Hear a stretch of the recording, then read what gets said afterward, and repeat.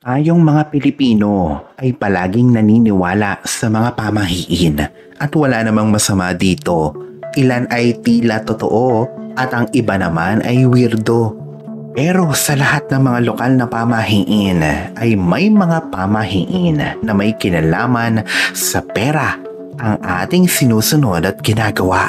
Sino ba naman ang gustong magipit sa pera at mawala nito, diba? At dahil dyan, narito ang mga ilan sa madalas na pamahiin sa pera ng mga Pilipino.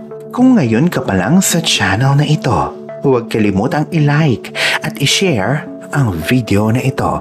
Mag-subscribe ka na din at i-click ang bell at all para lagi kang updated sa mga pinakabago nating mga videos patungkol sa mga tradisyon, kultura at mga paniniwala.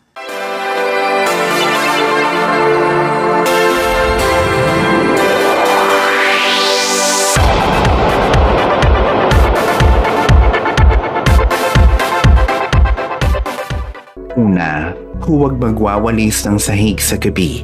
Ayon sa mga nakakatanda, ang pagwawalis sa gabi ay nagdudulot ng malas sa pera. Itinataboy ng walis ang suwerte, dahilan para makaranas ka ng kagipitan sa pera. Isa ito sa pinakapopular na pamahiin ng mga matatanda at kilala sa mga probinsya. Kung ikaw ay magkakaroon ng bagong wallet, maglagay dito ng pera na hindi mo kailanman gagastusin. Huwag kayaang mawala na ng lamang pera ang iyong wallet dahil ayon sa paniniwala, ito ay ang siyang magdidikta ng swerte mo sa pera. Ito ay hindi din mawawala ng laman kapag nagawa mo ito. Ang pangangati ng palad ay nangangahulugang paparating na pera. Ito man ay kagat ng langgam o maduming kamay. Kung ang iyong mga palad ay kumakati, asahan na may papadating kang pera sa lalong madaling panahon.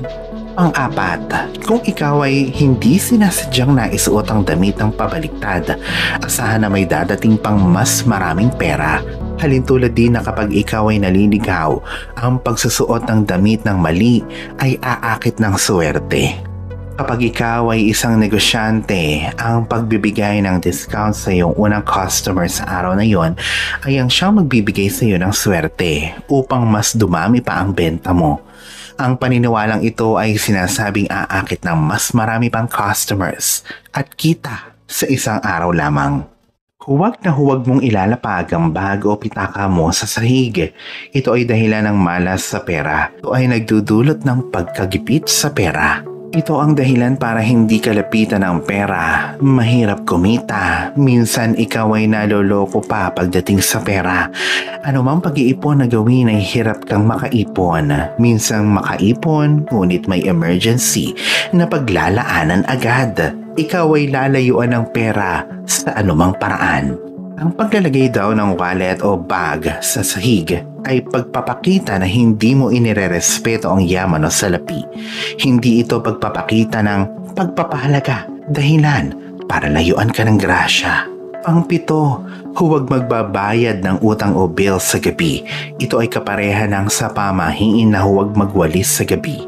Pang-walo, kapag ikaw ay nakakita ng bulalakaw, kumuha agad ng pera. Ano mang halaga ito, ibalot ito sa panyo. Ito ay pwedeng gawing pampaswerte sa sugal. Siyam, ang pera sa wallet ay dapat na nakaayos mula maliit hanggang sa malaki. Ito ay nagdudulot ng maayos na daloy ng positibong enerhiya sa wallet. Ito ay sa paniniwala din ng feng shui, kumahatak ito ng swerte. 10, kung ikaw ay sumweldo, huwag ito agad-agad na gagastusin. Patagalin na muna ito ng ilang araw sa iyo upang hindi magtampo ang grasya. Pang-11, kapag ikaw ay maglilipat sa bagong bahay, maghagis ng mga barya dito bago pumasok. Ito ay indikasyon ng pagbuhos ng yaman at biyaya na siyang magkakaroon nito ay ang mga nakatira dito. Pang-12, pagpapanatili ng mga halaman na may bilugang dahon ay sumisimbolo sa mga barya. Ang mga baging naman na pababa ang tubo ay malas sa pera. Pang-13, huwag na huwag maglalagay ng pera sa ibabaw ng hapagkainan. Ito ay parang pagkain uubusin. Kumamit lamang ng mga mesa na ginagamit sa pagtatrabaho o pang-opisina. Pang-14, ang mga itim na langgam may swerte. Ito ay sa paniniwalang Tsino. Ang itim na langgam ay mas lalong swerte kung ang mga ito ay makikitang may dalang itlog papasok sa bahay mo. Ito ay swerte sa pera. At ang pang-15, gamitin lamang ang kanang kamay sa pagbabayad at huwag sa kaliwang kamay. Ang kaliwang kamay ay sa pagtanggap ng bayad at ang kanang kamay naman ay sa pagbabayad. Ito ay tamang balanse sa kamay na siyang umaakit ng pera ayon sa paniniwala. Alalahanin na sa poong may kapal pa din, nagmumula ang lahat ng pagpapala, ang kasipagan at ang kabutihan sa ating kapwa kasabay ng buo mong pananalig sa may kapal.